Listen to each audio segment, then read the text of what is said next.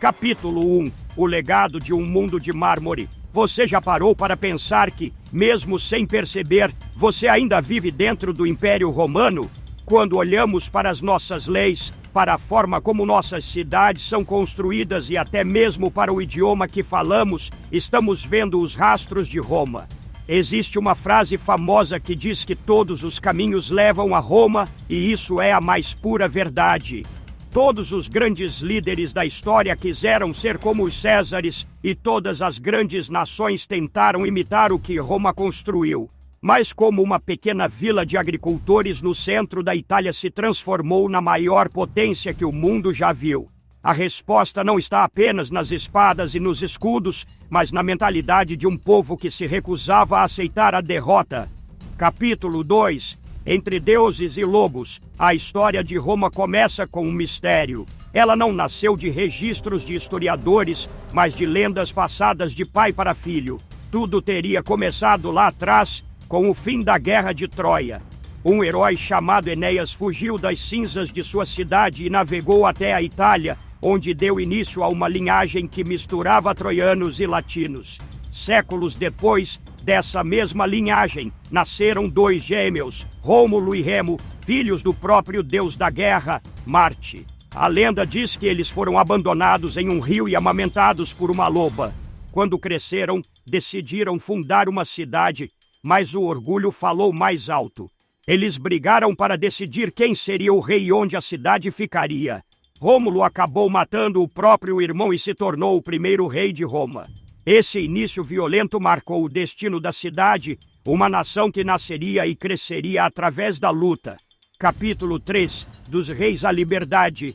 Durante os primeiros 200 anos, Roma foi governada por reis. Cada um deles trouxe algo novo. Um criou o calendário, outro criou táticas de guerra e outro construiu o grande fórum. Mas o último rei, Tarquínio, o soberbo, foi um tirano tão cruel que o povo não aguentou mais. Liderados por um homem chamado Brutus, os romanos expulsaram o rei e juraram que nunca mais um único homem teria poder total sobre eles. Foi assim que nasceu a República, que significa a coisa de todos. Eles criaram o Senado e as primeiras leis escritas, chamadas de 12 tábuas, para que todos soubessem seus direitos. Roma estava organizada e pronta para crescer, mas o mundo lá fora era perigoso. Capítulo 4. A máquina de guerra incontrolável. Para sobreviver, Roma se transformou em uma máquina de conquista.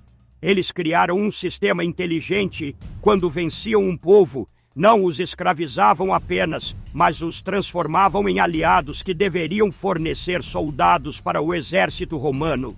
Assim, quanto mais Roma conquistava, maior o seu exército ficava.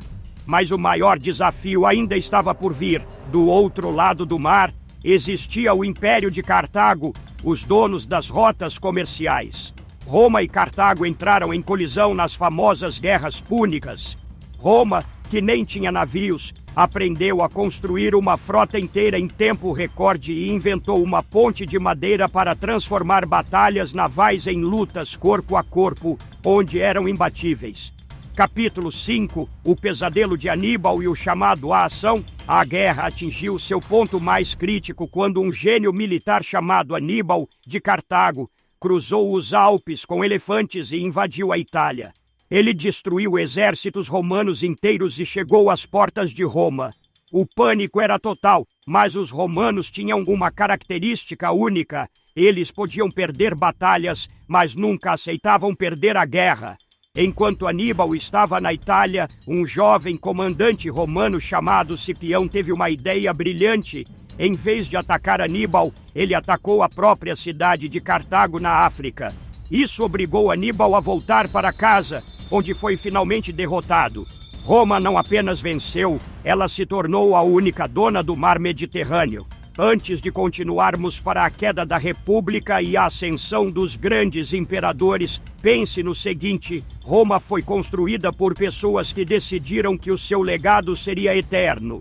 Se você gosta de entender como as grandes estruturas do mundo foram formadas e quer construir o seu próprio repertório de conhecimento, esse é o momento de fazer parte da nossa comunidade.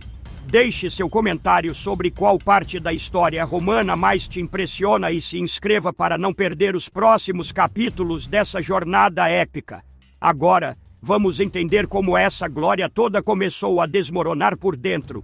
Capítulo 6. O caos interno e a sombra de um ditador. Com tanto poder e riqueza, Roma começou a enfrentar problemas que as leis da República não conseguiam resolver. A política virou um campo de batalha entre os mais velhos, que queriam manter tudo como estava, e os jovens, que queriam mudanças. O sistema estava quebrado, as ruas estavam violentas e os generais começaram a usar seus exércitos para disputar o poder entre si. Foi nesse cenário de caos que surgiu a figura mais famosa da história romana, Júlio César. Ele era um comandante brilhante que conquistou a Gália e se tornou o favorito do povo. Quando o Senado tentou derrubá-lo, César cruzou o rio Rubicão com suas tropas, invadiu Roma e tomou o controle total. Ele trouxe ordem, mas ao custo da liberdade que os romanos tanto protegiam. Capítulo 7. O assassinato que mudou o mundo. César foi um governante eficiente, mas sua ambição assustou os senadores. Em um dos momentos mais dramáticos da história, ele foi assassinado a facadas dentro do Senado por homens que ele mesmo tinha perdoado. Eles achavam que, matando César, a República voltaria ao normal.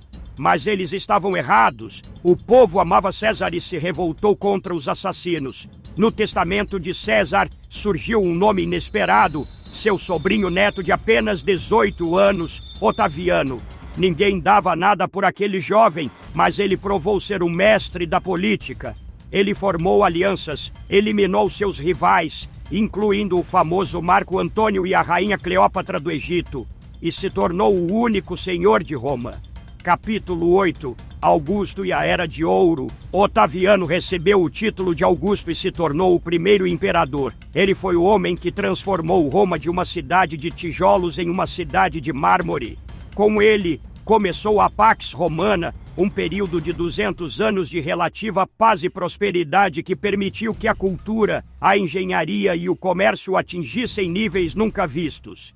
Os imperadores que vieram depois, mesmo os mais polêmicos, seguiram o modelo que ele criou. Roma não era mais apenas uma cidade, era um conceito de civilização que se estendia da Britânia até o Egito, da Espanha até a Mesopotâmia.